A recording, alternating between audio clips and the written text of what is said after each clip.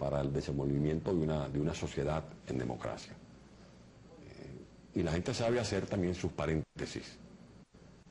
Con este caso de la muerte del presidente de la República, el pueblo ha actuado como tiene que actuar un pueblo. Sí. No, tú no necesitas ser egresado de Harvard ni de la Universidad Central de Venezuela. Cualquier ciudadano de cualquier lugar del país, un ser humano sencillo, un ser humano no tiene que tener un título sino corazón y respetar y los sentimientos común. y los sentimientos ajenos. Ahora, el respeto tiene que ser mutuo, porque además de respeto tú no puedes pedir rendición. No se puede pedir, por ejemplo, a quienes tenemos una responsabilidad con prácticamente la mitad del país que se expresaron electoralmente, a que nosotros no llamemos la atención de quienes pudieran tratar de transformar este sentimiento en una operación de orden electoral. Y yo pido entonces en este caso respeto para la condición humana del presidente de la República. Que esa gente que ha llorado, que lo hemos visto con gestos de espontaneidad, que respeten esos sentimientos. Y, por ejemplo, acabamos de escuchar ahorita a José Vicente Rangel hablando ya de una línea electoral en pleno velorio. Bueno, yo creo que esas son cosas que hay que verlas con mucho cuidado. Y por eso yo me he referido con mucha serenidad en este programa a las declaraciones del ministro de la Defensa, quien hizo una apología a la violencia, porque cualquier persona en estas circunstancias de emotividad, de pasiones, de euforia, que oye a alguien decir que hay que darle en la madre a alguien de la oposición, puede entender que está recibiendo una licencia para actuar a su mejor leal saber y entender, y eso no le conviene a Venezuela, a nadie. A nadie. A nadie le interesa que se den esos niveles de confrontación. Ahora, yo tengo que ser aquí muy franco y muy sincero, porque lo menos que puede necesitar el país es una oposición boba. Y nosotros no estamos dispuestos a hacer ese papel de oposición boba. Por ejemplo, aquí mientras se están haciendo las exequias del presidente de la República, se está también hablando de un calendario electoral. Un calendario electoral que uno no conoce, porque aquí las instituciones están siendo manipuladas políticamente, y eso no es ni ofender la memoria del presidente, ni es meterse con la familia del presidente, ni es provocar a los dolientes políticos del presidente de la República. Es un hecho cierto. Es parte de la realidad. ¿Qué puede ocurrir? Bueno, que se pretendan cruzar estas exequias, estas honras fúnebres, con una raya que tiene que ver con el calendario electoral, y eso sería inaceptable. Incluso eso sí sería una manera de manipular los sentimientos que tienen que ver con estas expresiones de dolor por la muerte del presidente de la República. Acá dos inquietudes en principio. Si la oposición está preparada ya para hacer frente a este desafío que ya está en la agenda, lo admiten los dirigentes del gobierno, número uno, y número dos, da la impresión que hay un escenario complejo internamente en el gobierno, es decir, vemos declaraciones de un lado, de algunos dirigentes que hablan justamente como José Vicente Rangel hace unos minutos, de concordia, de abrir puertas al diálogo, pero otros dirigentes como Roy Chatterton que van en la dirección contraria, incluso el propio ministro de Defensa. ¿Cómo afrontar esto desde la oposición venezolana? Estas dos cosas, el escenario electoral, pero también esta situación compleja, estos mensajes distintos, contradictorios de dirigentes del gobierno. Bueno, yo creo que la oposición tiene que definir su estrategia.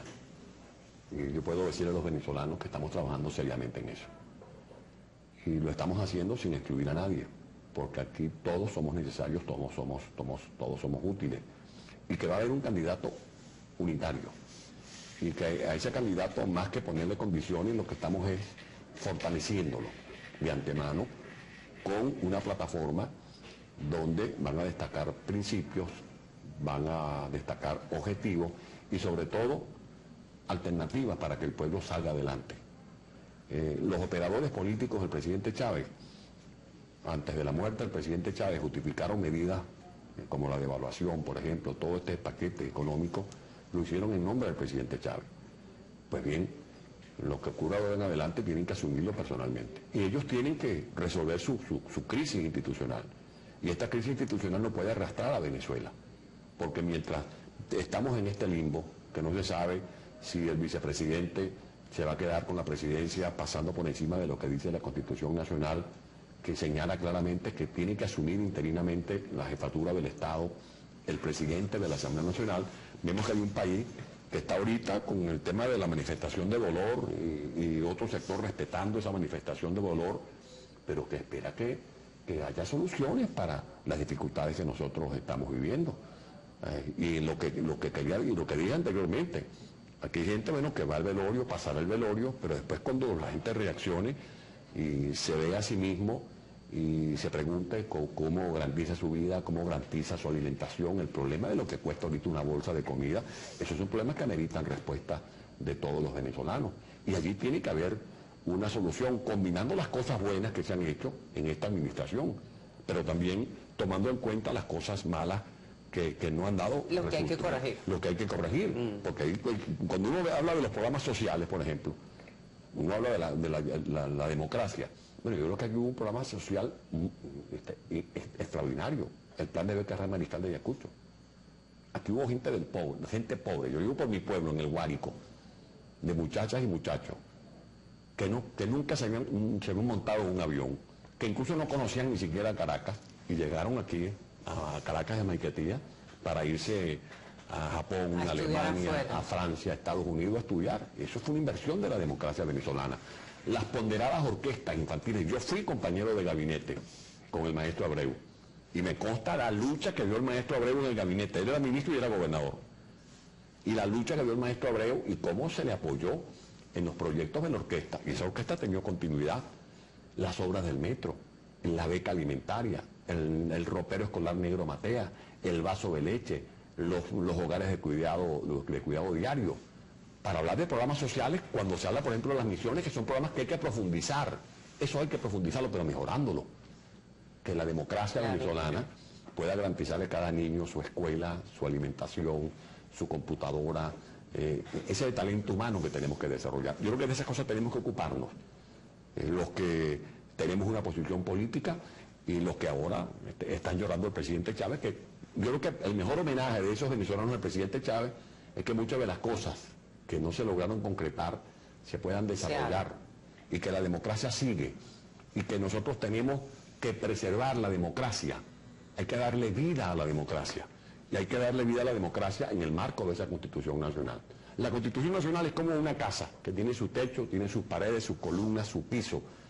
La Constitución Nacional es la que nos garantiza que no sigamos inventando, que no sigamos abusando de un pueblo que nos está mirando, porque no creamos que el pueblo no nos está viendo, el pueblo nos está observando y nos está evaluando. Yo creo que la garantía de la convivencia, de la gobernabilidad, es precisamente el marco de la Constitución Nacional. Y esa Constitución es la que da la letra pequeña para el encuentro, que es tan importante ahora, ¿no? Claro, porque... Sí, que esto no sirva para marcar más diferencias, que esto sirva para que la gente realmente sienta o acepte que el otro piensa distinto y que existe, y que estamos en el mismo país, porque es que hemos llegado a extremos donde usted da un pésame y entonces lo descalifican y le dicen, usted no está siendo sincero. Si tú das el pésame, eres un hipócrita, eres un farsante. Si no das el pésame, es que no tienes corazón. O sea, no podemos llegar a esos extremos. No podemos. No podemos llegar a esos límites.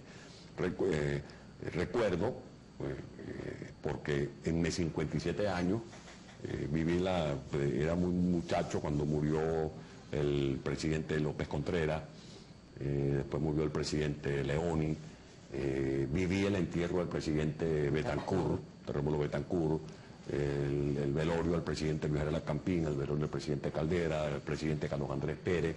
Bueno, a mí me correspondió, por ejemplo, que es uno de los presidentes que quedó embalsamado, Joaquín Crespo, y a mí me correspondió reconstruir, siendo alcalde del municipio de Libertador, el panteón familiar donde están los restos de la señora Denicia Jacinta y del presidente Joaquín Crespo. Recuerdo que el presidente Caldera, cuando hablamos de la historia y de las posiciones que uno tiene con el tema de la historia, juzgar a José Antonio Páez, juzgar a Sublé, juzgar a los Monagas, el presidente Caldera me dijo, la historia se respeta.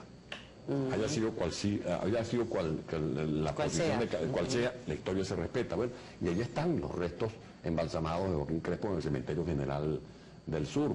Bueno, este proceso tiene que llevarnos a reconocernos unos a otros. Es como cuando tú tienes vecinos, en tu pueblo, en tu barrio, en tu urbanización puedes tener diferencias, de repente surge algún inconveniente, tú tienes que buscar la manera de resolver ese inconveniente, y mucho más desde el punto de vista político. Aquí necesitamos sacar adelante a Venezuela. Eso Es urgente y tiene que ser un esfuerzo entre todos. El próximo gobierno tiene que ser un gobierno de unidad nacional. ¿Por qué? Mira, la deuda externa ya supera los 200.000 millones de dólares. La deuda externa. El tema de la inflación en Venezuela, que no es otra cosa que lo que usted le aumenta en el kilo de la carne, del pollo, de la sardina, del atún, del arroz, del aceite.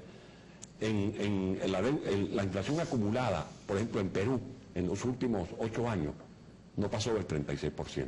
Aquí en Venezuela superó el 1000%, el tema de la inflación. Nuestra moneda está devaluada. Usted revisa la moneda de Colombia, la moneda de Panamá, la moneda de Perú, la moneda de Chile, se está revaluando. Aquí en Venezuela la moneda se viene devaluando y somos un petroestado. Un petroestado porque nuestra renta petrolera es lo que financia estos proyectos sociales a los que hemos hecho referencia. Hay que continuarlo. Ahora, ¿cómo se pueden financiar esos proyectos sociales si no generamos riqueza? Porque usted puede tener a su hijo estudiando, usted puede pagar el alquiler de un apartamento, usted puede darse algunos gastos, pero usted tiene que generar riqueza para producir mensualmente para poder cubrir esos gastos. Eso mismo tenemos que hacerlo en el país, reconstruir la infraestructura, el sistema eléctrico, relanzar nuestras empresas petroleras, reconstruir nuestras carreteras, nuestras autopistas, nuestras escuelas, nuestros hospitales. Eso es la democracia en sentido real. Esa es la democracia que se vive de cuerpo presente, porque es la democracia que tiene que garantizarle a los ciudadanos, no solamente que tú vayas a votar, pues cuántas elecciones no hemos hecho, sino la democracia que le permite a ese ciudadano, que además de elegir un presidente, un gobernador y un alcalde, pueda disfrutar de seguridad. Primero, seguridad. Tenga calidad de Que vida. tú no vivas asustado como esos conejos que están asustados porque le pueden dar un disparo. Que tú no vivas asustado, no vivas con temor. 2, la más elemental calidad de vida, que es que tú puedas comer, que tú puedas vestirte, que tú puedas tener... Que puedas trabajar y progresar. Y para luego la tener- esperanza. Sí. Que tú no puedes decir a una persona, bueno, te voy a dar esta lata de agua y este paquete, este bollo de pan, pero quédate ahí. Sigue viviendo ahí debajo del puente, con el perro que tienes al lado, arrópate con unos cartones y sobrevive. No, yo creo que la democracia lo que tiene es que darle una mano a ese señor que está allí, esa señora que está allí en la pobreza, y no para que sobreviva en la pobreza, sino para que salga de la pobreza. Y para que es el ascenso social, de donde venimos mucho. Sí. De poder ascender, que tú digas, estudia muchacho, La echa para movilidad adelante, social. ábrete un camino. Y fíjate que siempre el discurso del presidente Chávez fue referido a los pobres. Y el presidente Chávez siempre trató de interpretar a esos pobres. Bueno, yo creo que en esta hora tenemos que evaluar cuál es la condición de esos pobres para decirnos cómo pudiéramos utilizar mejor nuestro petróleo, cómo pudiéramos utilizar y producir la riqueza que necesita el país para que la gente realmente salga de la pobreza. Y en estos momentos de paréntesis, como hemos dicho toda la tarde, de paréntesis de luto, tratar de que se convierta en la oportunidad de eso, de que esté el país completo celebrando lo que haya que celebrar y que esté triste cuando haya que estar triste, pero que cada quien pueda conservar en sana paz sus diferencias dentro del mismo país, que es uno solo y que es de todos en resumidas cuentas. Y no atropellarnos. Yo creo que la igualdad de una democracia a la hora de definir posiciones políticas es el voto, porque es tu voto contra mi voto. Ahora, tú no puedes llevarme a un callejón electoral con un cañón en la mano, porque eso sí es ventajismo. Gáname con votos, pero claro, en buena línea, con transparencia, sí, con condiciones electorales que sean dignas. Y por eso está planteado también ese punto en la agenda. Y le tomo la palabra al doctor José Vicente Rangel. De esas cosas hay que hablar. Hay que hablar. Por ejemplo, de la equidad que debe garantizar el poder electoral para que en Venezuela hablemos con propiedad de que se hacen procesos electorales en el marco de la democracia. Sí. Antonio, muchísimas gracias.